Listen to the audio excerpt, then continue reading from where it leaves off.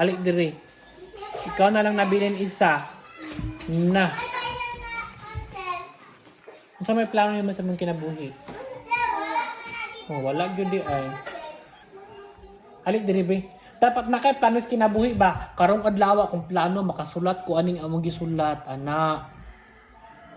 Kabalo naman ko ano. Kabalo lagi ka, wa may kanang sulat diri. Di man ko kabalo. Uy, simba ko. Ana na oh. Ana. Ana. O, alay diri be. Diri ka oh. Sulatan niya. Sulat sa.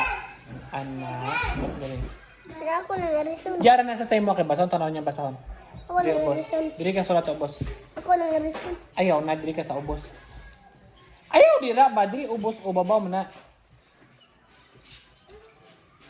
Bye Ashley. Murag kalag ni gawas. Ikaw, nakay plano sa mga kinabuhi wala. Wala? Anong wa man? Magsulat ta oy, kuwato imong lapis sa papel ikaw. Namuhi na lang. Dira di ko nagsulat. Di dapat magsulat. Babaw sa pula ubos. Ubos. Oh, naraman day na, Erisa. Naman ka sa babi. Man di ko nagsulat. Naman ka sa babaw. Hoy, wa ko niyo sa babaw.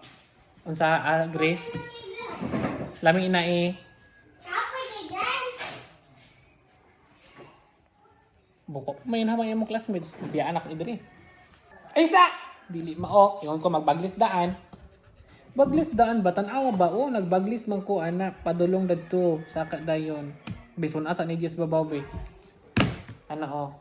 Nagbaglis. Ana dayon. Mo po diri. Paglis daan. Ana saka. Sige pa. Oh, diri boss, very good. Ikaw ba pangita og kuan be? Adto si imong kuya ka hulamit o yung lapis sa papel. Magpaulang sila. Wa pagay mo na hulaman. Ginapit na alas 10 manood na putag balik ani ro pata karisis gutom na baya nagdiwang nako.